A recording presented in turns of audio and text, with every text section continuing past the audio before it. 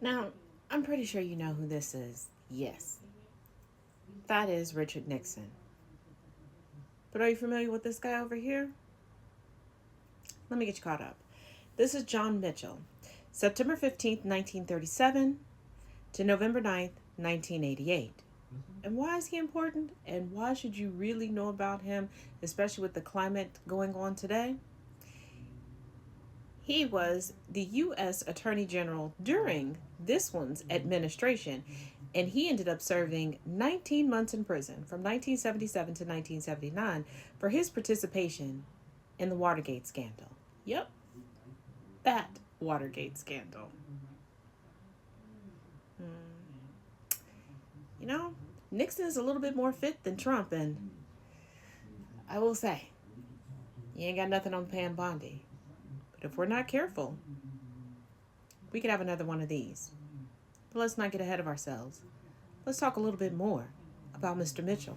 Now, Mitchell here played semi professional hockey while working his way through Fordham University in New York City and Fordham Law School.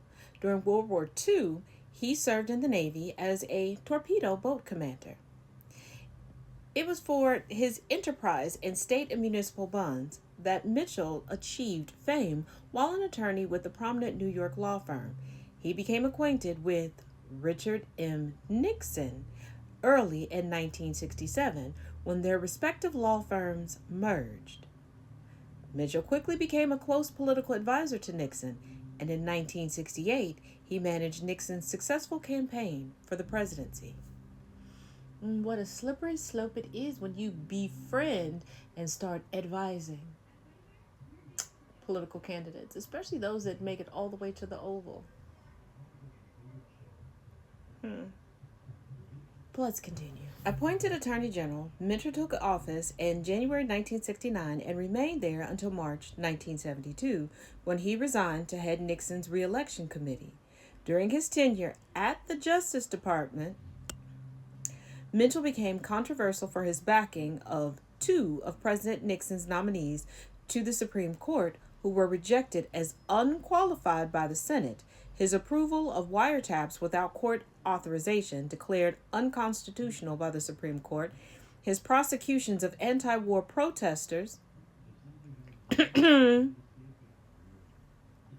his suit to block publication of the so called Pentagon Papers rejected by the Supreme Court. There is nothing new in this country. There's just a lot of repetition. Does anything sound familiar? Does anything sound like it's happening recently or currently? Yeah, but that's not all.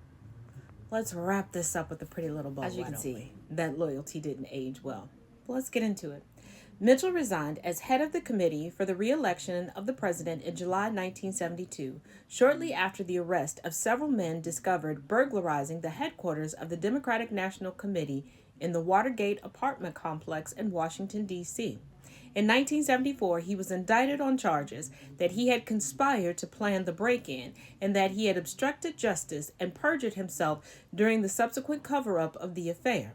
He was convicted in 1975 and sentenced to 2.5 to 8 years in prison. He entered prison in 1977 and was released on parole in 1979.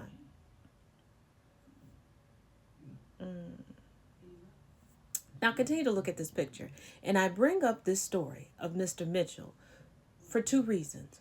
One, to remind you all that there's always a way to hold people accountable. You just have to be determined to do it.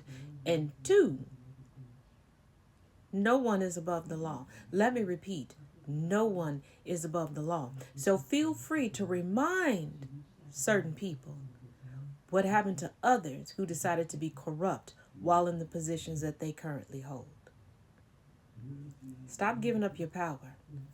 Reclaim your time and your power expeditiously. Because there's no reason for history to keep repeating itself in a nation that's supposed to be so great, right?